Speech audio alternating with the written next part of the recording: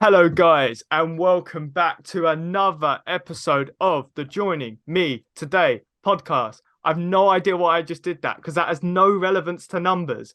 But anyway, and stuff. I didn't actually plan a joke. I like to do a little joke at the beginning of these episodes, and I just did one by accident. But anyway, and stuff. I'm so excited because I've got another fantastic episode lined up for you guys. Episode 10 of the podcast. I'm so happy that I've been able to do so many amazing episodes with so many great guests. And I've got another one for you guys today. And as usual, before we get started, it's song recommendation time. And actually, this Saturday, and stuff of recording this episode, hopefully I can get this episode out before. And stuff, if I don't have any technical problems, let's just hope for the best and stuff. But this Saturday, actually, and stuff over here in Europe and other countries and stuff, is a song contest called the Eurovision Song Contest and stuff. And I'm actually became quite a fan of it recently, actually, and stuff. I didn't like it for years, whatever, over here. A lot of people don't really like it and stuff like that. But last couple of years, I've really got on board with it. And I really liked and stuff like that what I watched last year. Gonna watch it this year as well. So because of it coming up, because I'm a fan of it, I like my song recommendation to be one from Eurovision. So I am going to recommend funny enough, like I'm not actually going to recommend my own country's entrant because it's all like different countries competing against each other who's got the best song and all that. Like cause a lot of people like know it, and I like to go for more things that are obscure. And I thought, as somebody who lives in the UK, I'm interested in what Ireland and stuff like who they put forward last year and stuff. And I was just, I'll go see who it is and stuff like that, and what the song was like. I ended up really liking it and stuff. Sadly and stuff, the song didn't end up getting into the finals and stuff. Even though I do think it kind of deserved it and stuff. And it will be a song called "That's Rich" by Brooke. It's a brilliant sort of like it's quite a sort of a poppy song, dance pop song, but I think it's got this sort of special flavor to it that makes it quite special. I think Brooke's voice is really good in it, and I really sort of like the sort of narrative of it. That sort of like kind of sort of that revenge sort of sort of having to go at an ex that's treated you wrong and stuff like that. It's got sort of a bit of that kind of pop cheese to it, but it's done in a way that's really, really classy and stylish. So you guys should definitely go check it out. But anyway, and stuff, now it's time for the main portion of this episode, the interview. Today, I'm going to be joined by content creator and just fantastic all around guy. He loves the NES like myself. Welcome to the show, Andrew Higsby, aka the Game Display. How are you doing, sir? Thank you so much. And it's an honor to be here for your big 10th episode, the double digit. I really appreciate you having me on, and it's been great. Really looking forward to having a good interview with you today. Yeah, and I'm so excited and stuff myself. And yeah, double digits and stuff. It's amazing. And what a great guest to have for that double digit episode and stuff. Many, many more great episodes to come. I know that for a fact.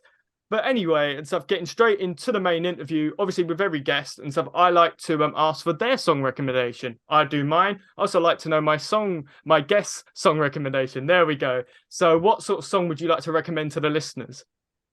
Putting me on the spot, but you know what? Since we've already gone over, I love the NES. Why don't I give you a video game tune? Dave's theme from Maniac Mansion on the NES, one of the best on the console. Oh, nice and stuff. That's actually only the second time we've ever got a gaming one and stuff. And a lot of people, I think they do kind of see, and I think you'd appreciate this as well. Like a lot of people see like gaming songs as, oh, but it's not like proper music. But there's some amazing songs out there. Look at like Super Mario Odyssey and all that. Like it's got some great songs in it. Like you could probably name a couple of other like great NES songs as well, for instance. Absolutely. There's so much great video game music out there. Like, someone, it's not like they just typed a bunch of random notes into a computer and that's it. They put effort into composing these tracks. And it really changes how a game feels to have that awesome music playing while you're doing those difficult parts. So yeah, the NES has a lot of great stuff to offer. The main theme from Goonies 2, anything from like, the Castlevania games, the Mega Man games. Been really into the Lone Ranger lately, which is like a Konami game, so it feels kind of like Castlevania, and it has their their musical style and their gameplay style to it. Lots of great stuff. I've been going through all the games. We're probably going to talk about that more, but it's just incredible what you'll discover when you're playing these obscure games that not too many people talk about. Oh yeah, and stuff. It's kind of like I was saying with the obscure music as well and stuff like that. I do love like obscure things, and I know obviously you like to sort of show off like obscure things, like I said, like retro wise and even modern stuff. I also feel a bit bad that I keep pretending like the only thing you play is NES. So, out of interest, is there any modern gaming music that you like? Well, it's funny because the modern gaming I'm currently doing is actually a collection of older games. I'm a huge fan of the Mega Man Battle Network series, grew up with it, absolutely loved it. So to see it get a legacy collection, all 6 games with the different versions and such on the Switch, I think it was also released on the PS4, and even PC. I love that absolutely. So I'm playing the Mega Man Battle Network Legacy Collection at the moment, which again is like a modern game, but it's actually older game. So like I'm weird like that.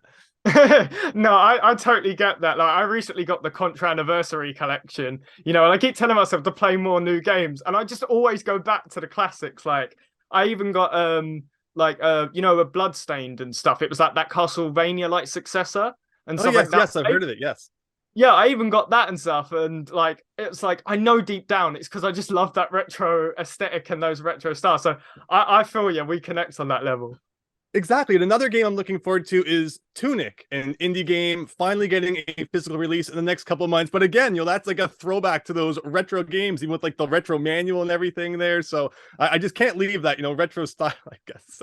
It's ingrained in me. Again, I've been playing the first console I ever played was the NES, and it's just been with me ever since.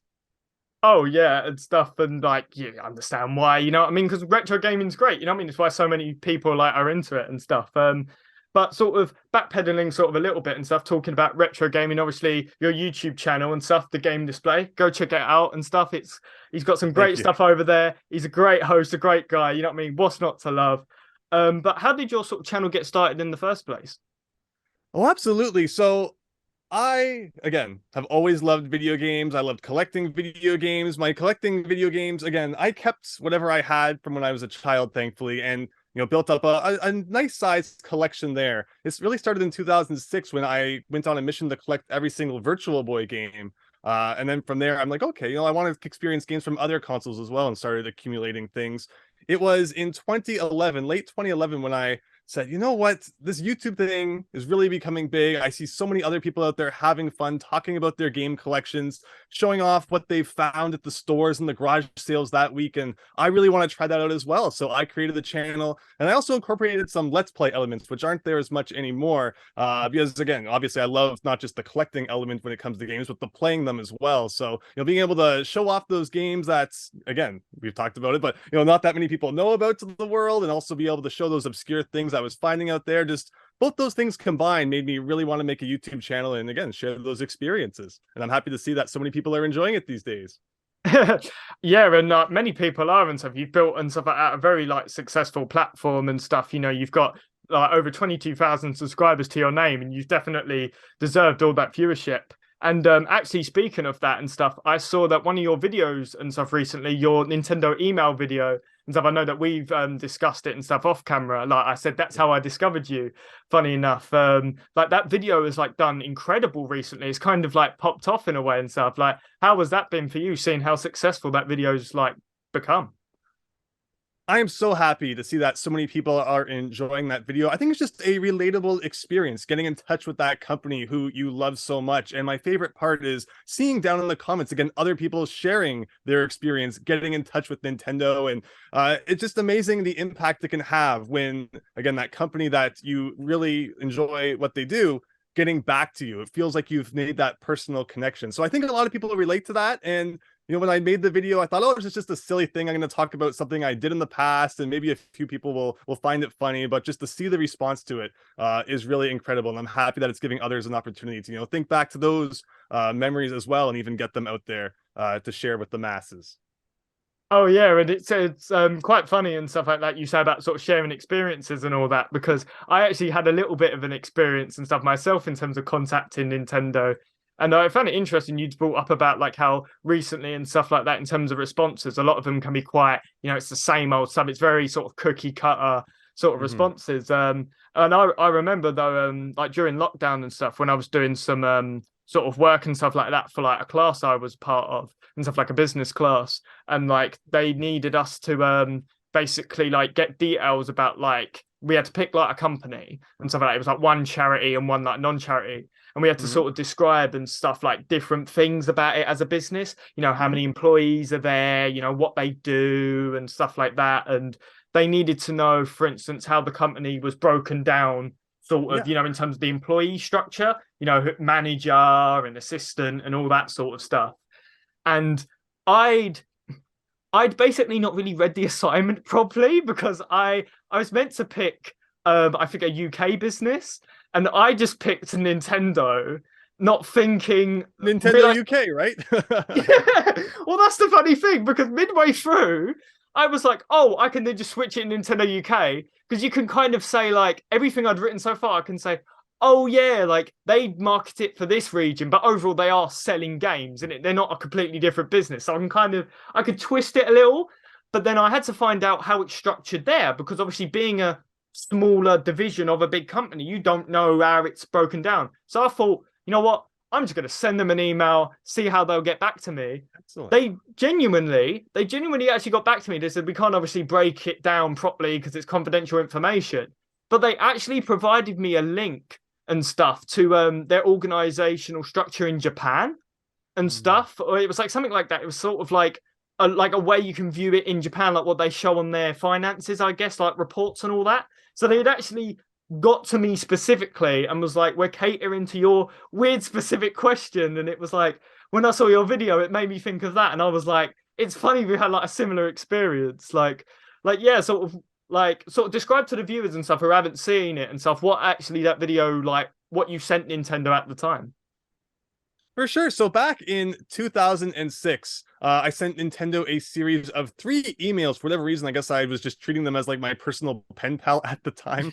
There weren't as many message boards or easily accessible information back then. There were, of course, some places. There was even Nintendo had their own message boards at one time called the Insider Forums. I would post on there a bit, but for whatever reason, I felt like email is the only way to get an answer to these extremely important questions. And the main one I sent them was saying, "Hey, I just beat New Super Mario Brothers on the Nintendo DS. It just came out like a couple days ago. I hope you're going to make a sequel." And they actually replied to that sort of thing. A lot of people are making jokes now that it's my fault that Nintendo went on to make like 4 or 5 a billion new Super Mario Brothers games, which maybe you love them, maybe you hate them. Again, obviously, the reason I sent that email was because I really liked New Super Mario Brothers. I didn't expect that they would just keep rehashing the same thing over and over again. I hope they'd change it up a little between games. But you know what? We got a lot of games. Can't complain too much about that. So yeah, I sent an email like that. Also one about one of my favorite games of all time. In fact, my actual favorite game of all time, Star Tropics here on the NES, asking if that would ever get a new entry. And also about the Nintendo e-reader, an accessory for the Game Boy Advance where you swipe cards in, wondering if you were going to get some more cards for that.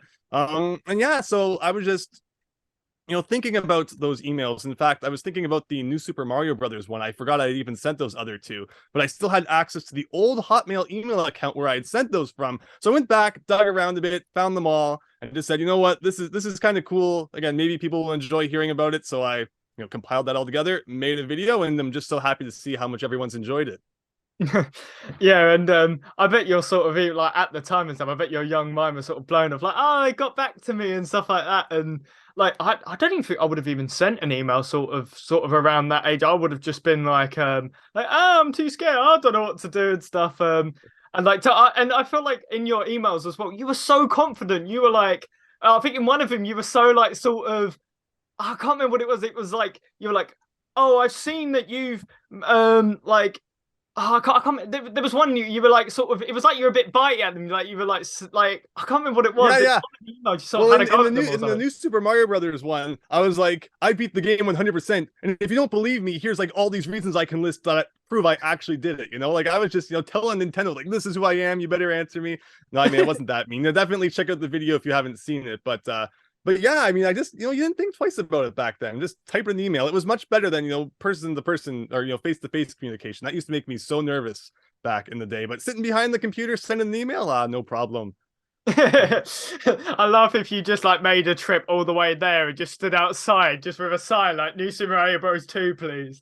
Exactly. Like you see with Half-Life 3 and stuff, right? Oh, don't even get started on that Half-Life 3 Yeah, we won't.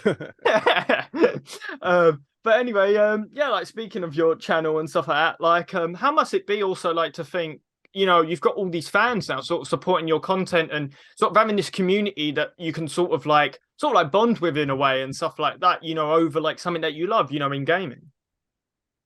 Oh yeah, it makes me so happy to see those, recurring viewers who come and watch each of my videos each time I upload. It really means a lot to know that you've created that fan base, and you always want to, make new and exciting videos to give to them because of the loyalty that they've given you. So I work hard here to come up with new ideas. That email one being one of them. I always want to kind of do something that you don't really see much of on YouTube before. Of course, there's always going to be overlap. It's very hard to find ideas that no one's done, but again, with all the games I've played and with all the things I've experienced, like with that email case, I'm always trying to create videos that you probably won't find anywhere else. And I've just been so happy again with the response lately, and to see those people coming back again and again to watch my content. It really means a lot, and it's one of those things that you really aim for when you create a YouTube channel. Because for me, people are really impressed that I've been replying to pretty much every single comment posted to that email video. But that's just how I've always been. People I think might think, oh, it's a one-off thing because he's talking about being replied to, so he's replying to all the comments. But if you go back through all my videos, you'll see I've always been very good responding as to many as I could, because to me, it's that fan interaction that makes being a YouTuber so special, and it's what one of the things I enjoy most about it. And yeah, and like, it's why people say and stuff like that a lot, fans sort of make people like famous, like they are the reason why and stuff, they're doing what they're doing, you know what I mean, why people care. So to have that fan interaction and stuff, you're interacting with those people, you're showing your appreciation, to the people that got you where you are in the first place. So it's always nice to hear from someone who's got a bit of sort of fame, whatever, to say like, hey, I love interacting with fans. So it's really sweet to hear that. Oh, thank you. And yeah, that's absolutely right. Without the fans, it's like, what is your channel, right? And of course, I'm always happy to make others happy. And, when people watch and post comments, that makes me happy too. So it's win-win all around.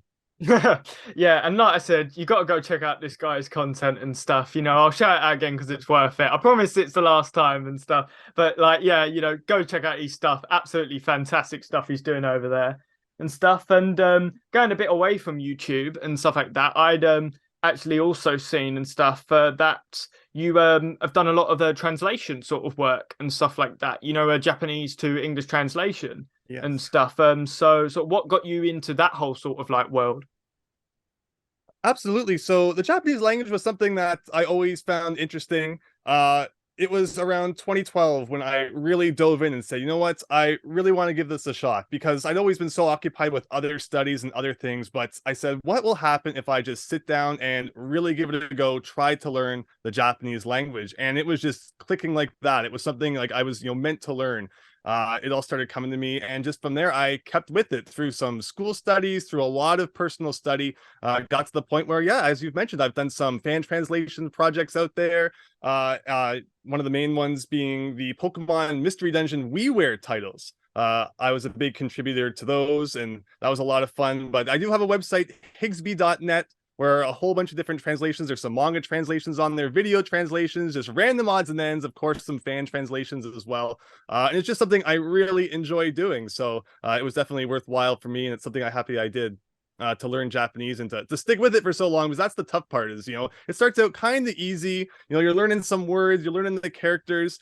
And then once you have to start putting it all together, it gets a little bit tougher. And that's kind of where most people, they don't stick around there because it's getting a little tough. And then, it's really steep as you're learning so much. And then it kind of, you start coasting after a while once you've, got the basics down and start piecing it all together. But if anyone else out there wants to learn Japanese, definitely stick with it. It's really fulfilling. And yeah, it's just great. As again, I can contribute to those projects and as well as play Japanese games, which can't complain too much about that. Yeah, you're lucky, because there's so many games that obviously I'd like to play, especially those don't get brought over and stuff. So like your translation works brilliant. Like there's so many games that like many people like myself we'd like to play, but like we just can't because of that, purely because of that translation. And it annoys me when you see then like sort of, I know like there was that obviously that Mother 3 project and stuff like that, obviously the big translation, and I believe in stuff Nintendo and stuff like that have tried to sort of like they tried to take that down or whatever, or at least they tried to do something with it and stuff. And I feel like translation work and appreciating games from other cultures like is very important. So like the work you've done and stuff like that is great. Sort of how long and stuff like that, like sort of like what sort of contributions and stuff have you sort of made to some of these big projects? Like how does that even sort of work? Will it be sort of like you'll get a part of the game and you'll translate it? Like how do you sort of like contribute? No, for sure. And the thing about Mother 3 is I think Nintendo was thankfully pretty kind about that one. I didn't contribute to Mother 3. That was a little bit before my time, before I knew Oh, Japanese. But I think Nintendo understood that they weren't going to localize it, so Nintendo saw the fan project that was going on in that regard and kind of stepped back and said, "Okay, we're going to let you do this." So that everyone can enjoy Mother 3. So, Nintendo is not all bad. I've seen a lot of comments on that recent email video. Be like, oh, Nintendo's terrible these days and stuff. And, they do the odd thing. But I think Nintendo, for the most part, has been pretty good compared to some companies. In regards to the fan translations, though, what happened was when I got to a point where, I felt like I had a grasp enough of the Japanese language. I'd always imagined wanting to contribute to projects like this. I'd always looked at other people and all the skills they have. Maybe they're artists, maybe they're programmers. I wanted that thing that I could use to give back, to contribute to things. So learning Japanese was definitely one of those things for me. And once I thought I had a good enough grasp of it, I actually went out and found a translation project that was in the works, because there's a lot of them out there. Lots of games that unfortunately never get released in English or in the West. So if you have the Japanese skills, you can definitely go out there and look for them too. But I went and found one. It was a Bomberman Jetters game for the Game Boy Advance, and just sent them an email being like, "Hey, if you need any help with this, I'd like to join in." And it was within like a couple of hours they got back to me and said, "Oh yeah, here's the Discord server. Come on, we're good to go." And it's funny because a lot of translation projects are kind of slow moving. You'll get people who come in and come out. Where I joined the project, and it was pretty much just like in a couple of months. I was like working like nonstop on it, and had that one done. Unfortunately, translation is just part of a fan translation project. There's a lot of other things that go on beneath the hood, like the programming that needs to be done, figuring out how to get the text out of the ROM back into it, graphical work that needs to be done, because you can't just translate the graphics. Someone has to redraw them all. So it's things like that that can also contribute to a fan translation taking a little bit longer than you might want. But so I finished translating that, left it to the programmers and the artists, because that wasn't my area of expertise. And then it was approached to me, they're like, "Hey, we got another project that you can work on if you want to." I said, "Sure." So I worked on the legendary Starfy, translated that, into English in pretty much, a couple of months. And then they came to me and said, "Hey, we got this other project, Pokemon Mystery Dungeon." So there was a time, like 2018 to 2020, where I was just like, going from translation project to translation project, because I really enjoyed it and had a lot of fun. And, it really meant a lot to be able to bring these games. And unfortunately, they never got localized and make it possible for everyone to play them. Oh yeah, and like the work and stuff like that you and sort of the other people around you have done, you know what I mean? They're definitely highly appreciated and stuff. A lot of these games, you know what I mean, in a lot of ways you know about them, but it's different if you can kind of experience them, you know what I mean? See the script and see sort of be able to consume it as like an English sort of like customer, you know what I mean? So the work and stuff like that you and the others around you have done is absolutely fantastic. And sort of going and stuff a bit more back now and stuff, sort of talking a bit more about retro games and all that. You currently are doing a sort of live stream series where you're trying to beat every single NES game. Sort of, how did that idea come about? Absolutely. So in 2021, things were still not so great in the world. Things were still kind of locked down and restricted, and it was kind of getting to me. So I said, you know what? So I'm just going to kind of forget about what's going on out there. Let's focus on what's down here. And I love the NES, so let's just do it. Let's beat them all. And that was what I started doing. I'm up to 427 out of just over 750 of these games beat now. And I do live stream a few of them. I also kind of just play some of them. Sit down here and play them casually on my own, because that was how the project originally started. I wasn't live streaming it and sharing it. It was just something I wanted to do because I enjoyed it. But I do also enjoy streaming the games, and I just have a ton of fun with them. I'm about halfway through right now. Can you see on the shelf where I am? I'm currently right here. Oh, And that's pretty much halfway, if you can see the whole shelf. So yeah, I'm having a great time with that, discovering so many games that I might never have otherwise played. And that's what's great about having the YouTube channel again, is I get to share those experiences with everyone else.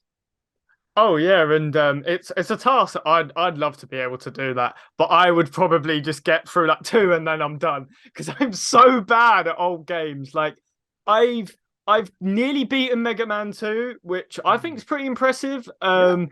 And I like, but even like original Super Mario Brothers, like it took me ages to beat that, but I finally did. And like Super Mario Bros. 3, I had to use Virtual Console, like all the save Oh yeah. states and all that and stuff. But I did beat that, but I would have loved to and stuff like that. I'd be able to do something like that. And speaking of hard games, what's been the hardest game you've had to beat so far? Like the most infuriating one?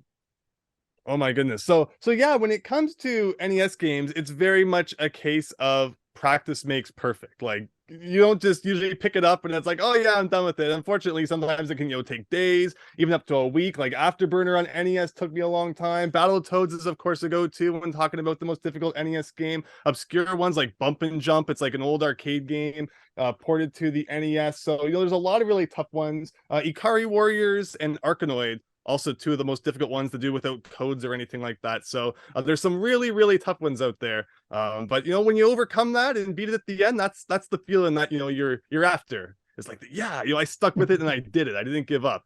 So it's like doing that 750 times. You're mentally stronger than me. Like I said, I know I'd crumble and stuff. I'm surprised at some of the games even I've beaten and stuff. But yeah, sort of staying on that sort of retro gaming space and stuff. Speaking of, collecting games, having so many games, being able to like sort of beat and stuff like that, all these games and stuff. How do you feel about, because obviously the current retro gaming space, especially in the collecting space, it's gone through quite a lot of controversy in the last couple of years. We've had a lot of sort of like scandals and stuff happen with, for instance, with like rating games where like, you'd have companies auctioning them off and it's all like secretly like £1 million deals and it's all secret, this and hand under the table, all that sort of stuff. And stuff like, how do you, and like sort of the price surges as well, especially with like old games and stuff, NES, SNES, Genesis, it's been crazy. Like, how do you feel about the current space of like collecting and retro gaming?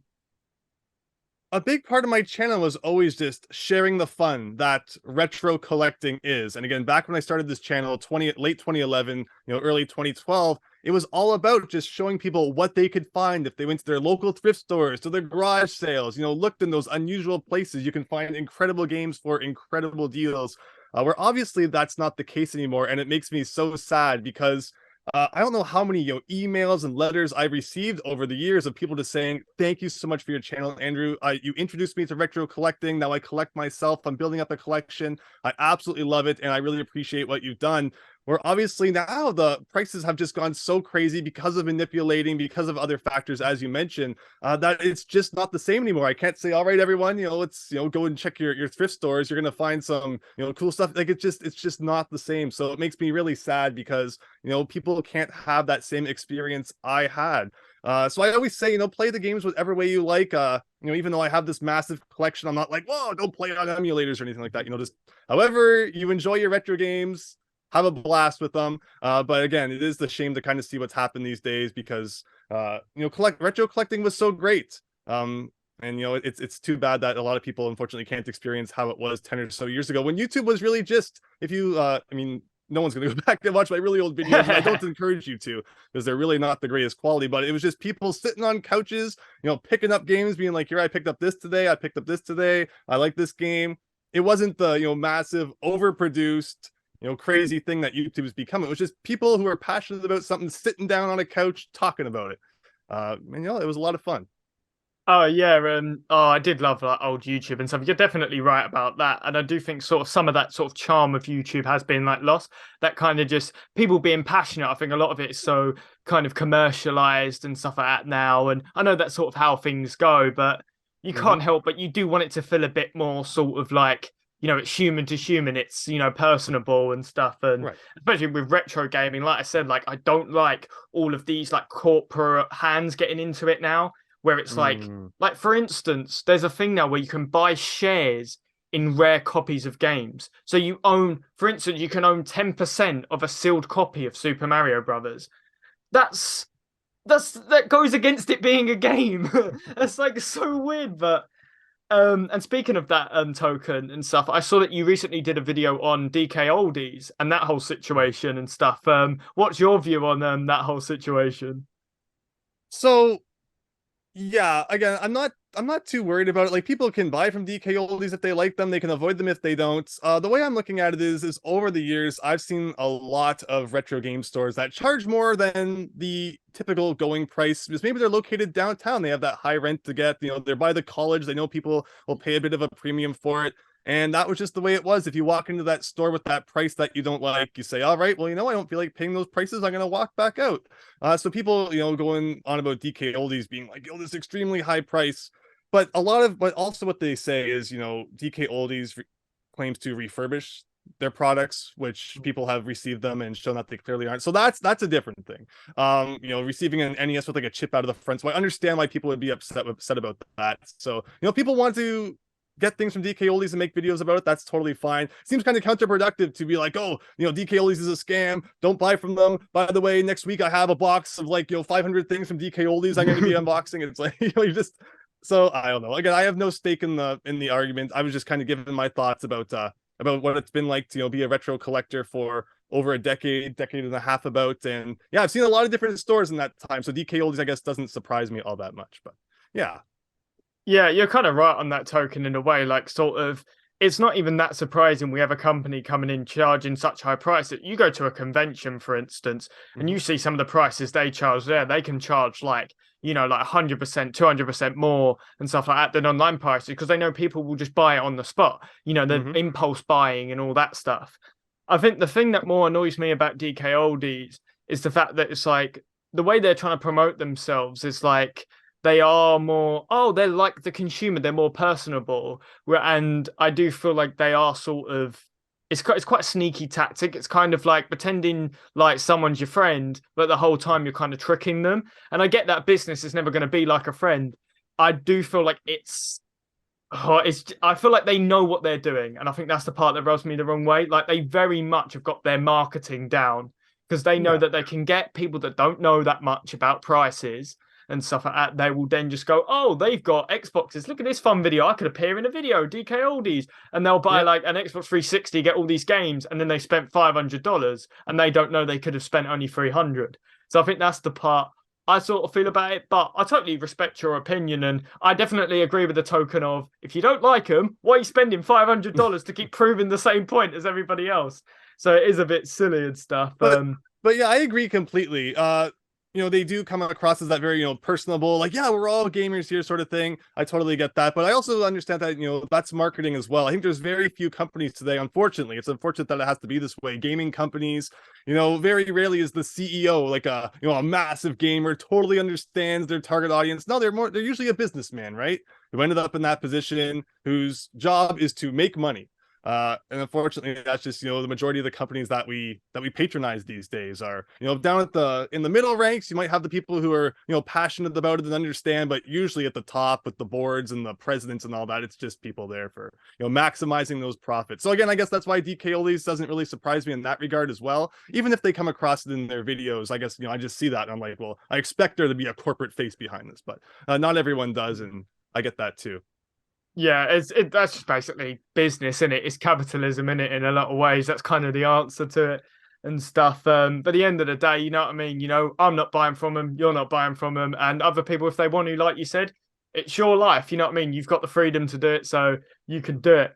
But anyway, sadly and stuff, I have to say that this is I've come to the last question now and stuff. It's been a fantastic interview, been fantastic chatting to yourself and stuff. The question I always like to ask as my final question: if you had to give a piece of advice to someone, let's say it was like me, for instance, what is like the best piece of advice you could give? Like the most important thing you could tell someone?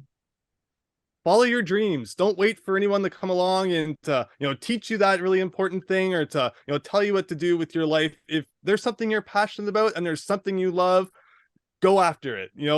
Do it tomorrow, or not even tomorrow. Do it right now. Just like with myself and learning Japanese, I'd always been kind of under that impression that, okay, everything I need to know, I'm going to learn from school. So when I'm not in school and doing that homework, I'm just going to kind of focus on other things. And then tomorrow I'll go back to school and I'll learn what I need to learn again. But when I started focusing on Japanese, something that I found I was passionate about, I didn't wait for anyone to come along and teach me. I didn't wait for anyone to tell me how to do it. I just dove right in. And it was one of the most fulfilling things I've ever done in my entire life. So if you have that thing in the back of your mind, you're saying, you know what?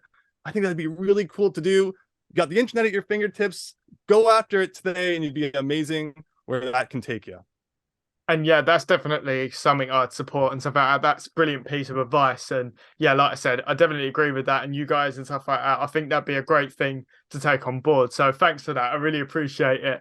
But anyway, like I said, we're at the end of the interview. Another fantastic episode, a fantastic guest. And so I'd like to thank my guest, Andrew, aka The Game Display, for being on this episode. And so anything you want to quickly say as a shout out to anything you want to say? Yeah, Bailey, thank you so much for having me on. This has been really, really, really fun. Really means a lot. Again, you have me on for your 10th episode here. And yeah, just it's been great. Everyone, take care and all the best. Yeah, all the best, everyone. Hope you guys enjoyed this episode. See you guys next time. Peace out.